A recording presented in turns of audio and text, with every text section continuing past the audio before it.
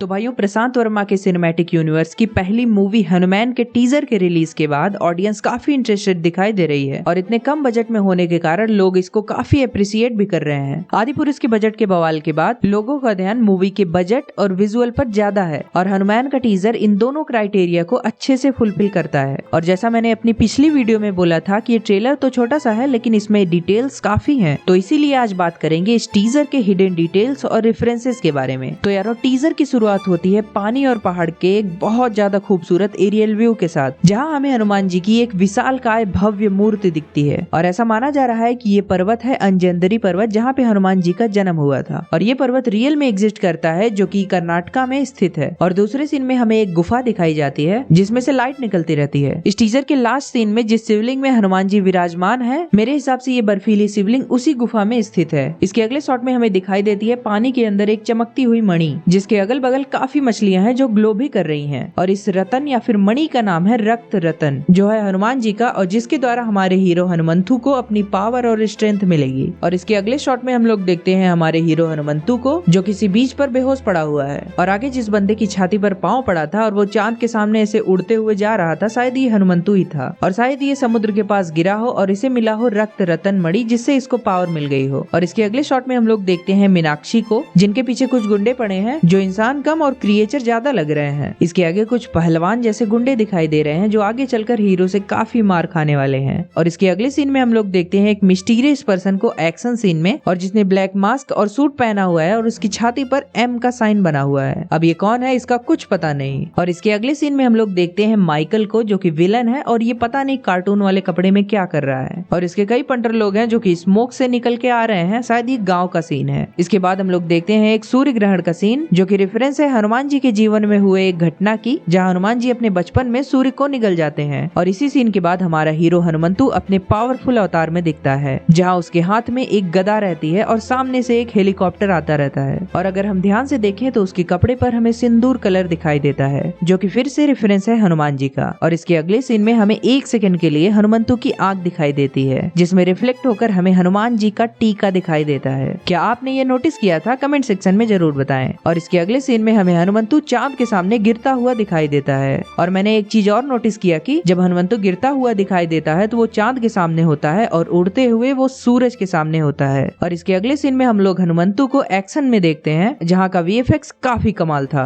और इसी सीन में हमें महाबली हनुमान के मूर्ति अवतार का एक बार फिर दर्शन होता है, जिनके सामने गुंडे उड़ते हुए दिखाई देते हैं। और इसी के साथ हम लोग देखते हैं हमारे हीरो की सुपर हीरो लैंडिंग। और इसके आगे एक गुफा के अंदर का सीन आता है, और आप जानते ही हैं वो हमें कहाँ ले जाता है। इस टीजर का सबसे ग्रैंड सीन, जहाँ हमें दिखते हैं हमारे महाबली हनुमान जी, जो बर्फीले शिवलिंग में राम कहते दिखाई दे रहे हैं। और हनुमान जी की ही आवाज से इस टीजर की शुरुआत और अंत होता है, और इस वीडियो का भी अंत यहीं आ जाता है। तो भाइयों, कैसा लगा आपको ये वीडियो? आप कमेंट सेक्शन में जरूर बताएं। और मैं चलता हूँ, मिलता हूँ आपको अगले वीडियो में। तब तक के लिए जय हनुमान।